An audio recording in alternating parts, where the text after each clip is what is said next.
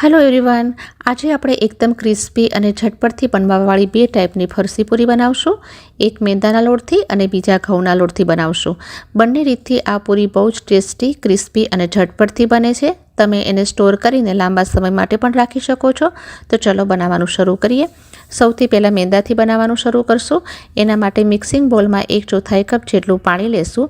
એની સાથે આપણે એમાં મોયણ માટે 5 ટેબલસ્પૂન તેલ એડ કરશું. આજે આપણે થોડી ડિફરન્ટ મેથડથી લોટ બાંધશું. એકવાર આ રીતે ફરસી પૂરીનો લોટ બાંધીને જરૂર ટ્રાય કરશો, બહુ જ સુપર રિઝલ્ટ મળશે. 1 ચમચી તલ એડ કરશું. 1 ચમચી અજમાને હાથેથી ક્રશ કરીને એડ કરશું. 1 ચમચી જીરું લેશું, એને પણ હાથેથી મસળીને લેશું. 1/4 ટીસ્પૂન હિંગ નાખશું અને નાની ચમચી હળદર નાખશું. 1 ચમચી કાશ્મીરી લાલ મરચાંનો પાવડર પણ એડ કરશું અને 2 મોટી ચમચી કસૂરી મેથી નાખશું.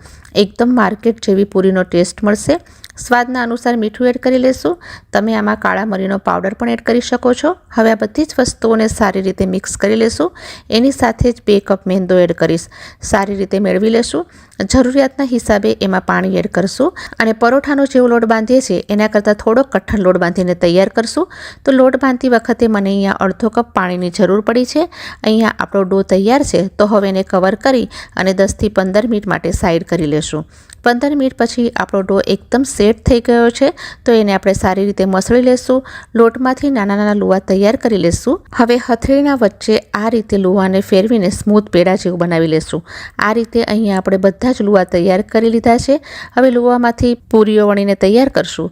તો પૂરી આપણે એકદમ પાતળી વણવાની છે. રોટલીથી પણ એકદમ પાતળી વણવાની છે, બિલકુલ ટ્રાન્સપરન્ટ. જો આ રીતની પૂરી વણીને આપણે તૈયાર કરશું. તો અહીંયા આપણે એકદમ પાતળી પૂરી વણીને તૈયાર કરી છે. તો ફોર્ક કે નાઇફથી આપણે માર્ક કરવાની જરૂર નહીં પડે અને આપણી પૂરી છે એ બિલકુલ ફૂલશે પણ નહીં. આ રીતે તમારો ટાઈમ પણ બચી જશે અને પૂરી પણ એકદમ ક્રિસ્પી મળશે. આવી જ રીતે બધી જ પૂરીઓ વણી લીધી છે.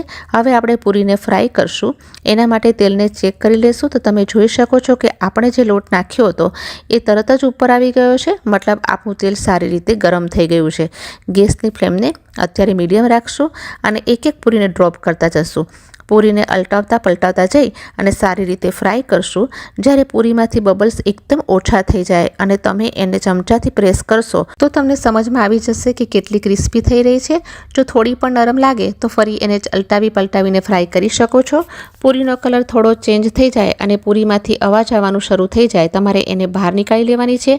એક બેચને ફ્રાય થવામાં 2 થી 3 મિનિટ લાગે છે.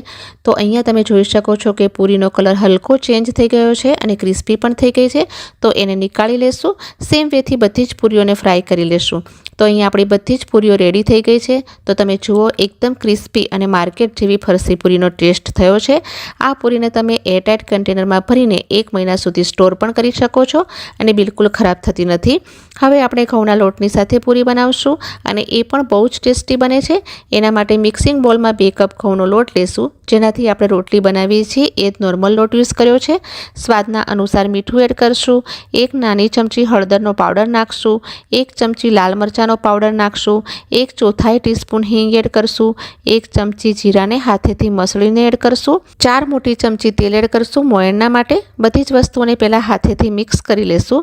લોટમાં આ રીતનું બાઇન્ડિંગ આવવું જોઈએ.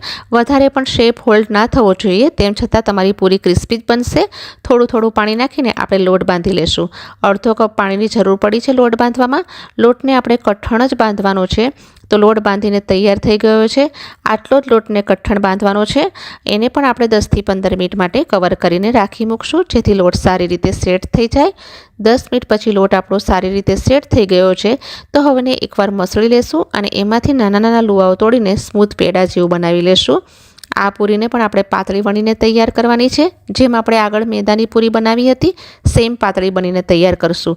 જ્યારે આપણે એકદમ પાતળી પૂરી બનાવીને તૈયાર કરશું તો આપણે ફોર્કથી માર્ક કરવાની જરૂર નહીં પડે અને બિલકુલ ફૂલશે પણ નહીં. આવી રીતે બધી જ પૂરીઓ વણીને તૈયાર કરી લીધી છે.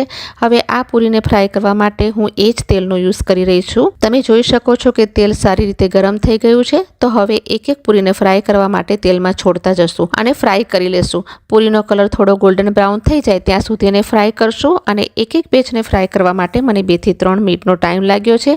તો અહીંયા પૂરી એકદમ ક્રિસ્પી થઈ ગઈ છે. બબલ્સ પણ ઓછા થઈ ગયા છે અને તેલ પર એ તરવા માંડી છે. તો આ સ્ટેજ પર પૂરીને નીકાળી લેશું અને આ રીતે બધી જ પૂરીઓ તળી લીધી છે. તો જોયું ને ફ્રેન્ડ્સ, મેંદા અને ઘઉંના લોટમાંથી કેટલી બધી પૂરીઓ આપણે બનાવીને રેડી કરી શકીએ છીએ અને એ પણ બહુ જ ઇઝી મેથડથી. તમે એની ચાની સાથે કે પછી આ પૂરીને ચાટની જેમ પણ એન્જોય કરી શકો છો અને બાળકોને ટિફિન બોક્સમાં પણ આપી શકો છો.